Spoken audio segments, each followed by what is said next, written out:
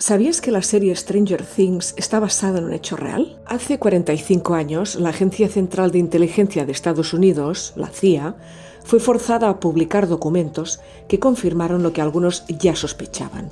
Había financiado experimentos de control mental utilizando descargas eléctricas, drogas alucinógenas y otras terribles técnicas, a menudo sin el conocimiento de las víctimas. Por la naturaleza de los abusos cometidos, los afectados solo empezaron a entender qué había sucedido décadas después, y el oscuro legado del ultrasecreto programa conocido como MKUltra sigue vigente. Todo comenzó a principios de la década de 1950, con la Guerra Fría en pleno apogeo. Cuando algunos prisioneros de guerra liberados en Corea regresaron a casa defendiendo la causa comunista, la comunidad de inteligencia de Estados Unidos se alarmó. Aterrorizada de que los soviéticos y los chinos hubieran desarrollado técnicas de control mental y de que sus agentes o los prisioneros de guerra pudieran revelar información, la recién formada CIA asignó $25 millones para experimentos psiquiátricos en seres humanos. La idea era tratar de descubrir cómo interrogar a las personas y debilitarlas, y también cómo proteger a su personal de esas técnicas, le explicó a BBC Witness el psiquiatra Harvey Weinstein, autor de Padre, Hijo y la CIA. La agencia utilizó organizaciones como fachada para acercarse a más de 80 instituciones y científicos en Estados Unidos, Reino Unido y Canadá. Pacientes en hospitales psiquiátricos, presos en instituciones federales e incluso las personas del público recibieron drogas y fueron parte de experimentos sin su conocimiento o consentimiento. Los proyectos iniciales de MKUltra incluyeron la operación Midnight Climax. Establecieron lo que llamaban casas de seguridad, donde prostitutas llevaban hombres a los que, sin advertirles, les daban LSD para que los científicos de la CIA pudieran estudiarlos, generalmente detrás de un espejo bidireccional. Otra práctica común era organizar y observar fiestas inducidas por LSD con música en vivo. Esas fiestas se llamaban pruebas de ácido, y la cultura que surgió de ellas jugó un papel clave en el desarrollo de los movimientos hippies y psicodélicos unos años más tarde. Pero algunos de los experimentos más nocivos ocurrieron en el Allen Memorial Institute en Montreal, un hospital psiquiátrico de Canadá, donde las mentes de un número aún desconocido de pacientes fueron sistemáticamente destruidas. El hospital, conocido como el Allen, estaba bajo la dirección del escocés estadounidense Donald Ewen Cameron, quien era considerado como uno de los psiquiatras más eminentes del mundo. Es por eso que Lou, el padre del psiquiatra Harvey Weinstein, quiso que fuera él quien lo tratara cuando comenzó a sufrir ataques de pánico. Pasaron cosas terribles, y hasta que salieron a la luz los documentos del MKUltra nunca había podido entender la transformación que sufrió. Lou era un hombre sociable a quien le encantaba cantar y dirigía un negocio. Emergió del Allen como una sombra, su vida y su familia destruidas. No fue el único, fueron cientos. Tenía problemas con mis padres, recuerda Lana Ponting, y decidieron internarme en el Allen.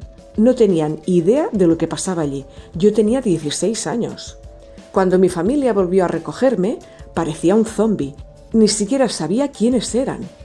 La enfermera Esther Schreier fue ingresada al Allen embarazada, pues sentía pánico de perder su bebé tras la muerte de un hijo. Su tratamiento terminó solo cuando estaba a un mes de dar a luz. Años más tarde recordó en una entrevista de la BBC de Escocia cuán perdida salió. Tenía un nuevo bebé y no sabía qué hacer con él. Una niñera me ayudaba, pero para que te des una idea, esto es un pequeño ejemplo de lo que me escribió en un cuaderno antes de tomarse un día libre.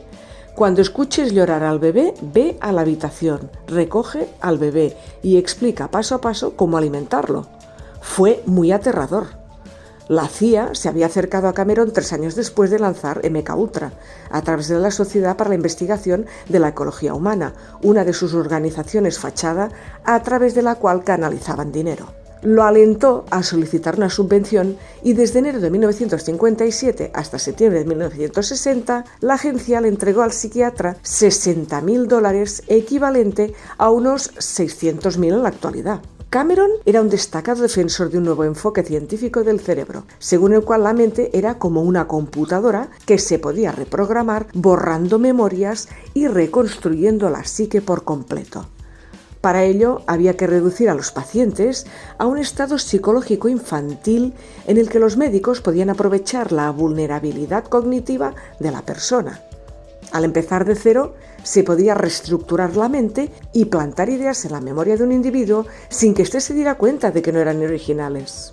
A los pacientes que llegaban al instituto por problemas menores, como trastornos de ansiedad o depresión posparto, los ingresaban al dormitorio, donde se les inducía un coma químico durante días o meses. Cuando Harvey leyó una reseña sobre ese libro, su primera reacción fue un alivio. Por fin había una explicación de lo que había sucedido con su padre. Pero ese alivio pronto se tornó en ira.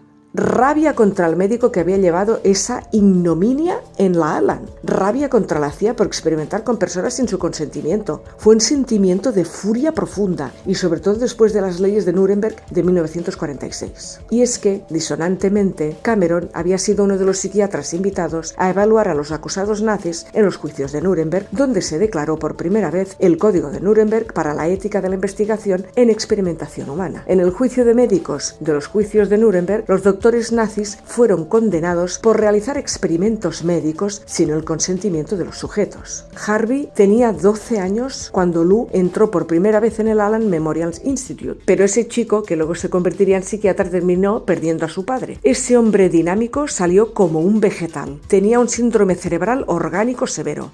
Se la pasaba acostado en el sofá, no podía orientarse, su personalidad estaba totalmente destruida y a veces no sabía dónde estaba. Luego eran desestructurados mediante terapia electroconvulsiva de una potencia y frecuencia más alta que jamás antes hubiera practicado para reducirlos a un estado vegetal del cual se recuperarían a un estado mental más saludable, según la teoría de Cameron. Mi padre recibió 54 tratamientos de electrochoque de alto voltaje seguidos de 54 convulsiones de gran mal, pérdida de conciencia y contracciones musculares violentas. Le contó Lana Souchuk a BBC Real, cuyo padre era un hombre sano y atlético de 27 años, que fue al Allen para que le trataran el asma. Después de 27 días de electrochoques, dijeron que estaban desanimados porque aún tenía vínculos con su vida anterior, pues seguía pidiendo ver a su esposa, relata Julie Tani, cuyo padre también fue puesto en el programa. Decidieron darle más tratamientos de electrochoque y ponerlo a dormir otros 30 días. Sin su conocimiento o consentimiento, los pacientes fueron tratados a la fuerza con grandes dosis de drogas psicotomiméticas, LSD, PCP y otras. Como parte de ese régimen de reprogramación que Cameron denominó conducción psíquica, los obligaban a escuchar mensajes cíclicos grabados a través de auriculares, cascos o altavoces, a veces instalados dentro de la almohada del paciente hasta 20 horas al día, ya sea que estuvieran dormidos o despiertos.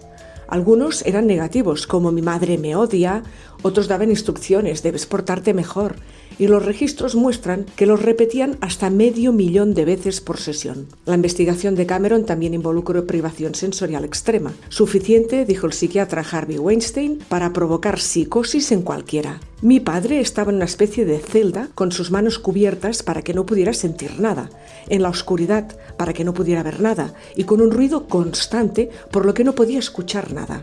Básicamente aislado de toda sensación normal. Lou Weinstein llegó a estar mantenido en ese estado durante 2 meses enteros. Otros pacientes perdieron recuerdos y detalles de su familia inmediata o experimentaron amnesia permanente. Muchos regresaron a sus hogares en un estado infantil y requirieron capacitación para recuperar la continencia y las habilidades para ir al baño. Engañados acerca de las intenciones, objetivos y métodos del tratamiento, cargaron con las secuelas por el resto de sus vidas. El programa MKUltra se redujo en 1964, pero no se detuvo finalmente hasta 1973, cuando algunas de las pruebas de sus actividades fueron sistemáticamente borradas.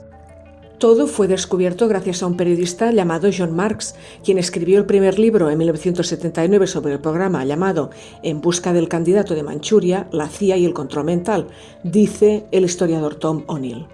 Tras la revelación, hubo audiencias en el Congreso en Estados Unidos a mediados de los años 70 y la CIA finalmente admitió que este programa existía, que probablemente no era lo correcto, pero fingieron inocencia, cuenta O'Neill. No obstante, afirma el historiador, la CIA sabía que estaba rompiendo todas las leyes morales, éticas y legales al hacer estos experimentos.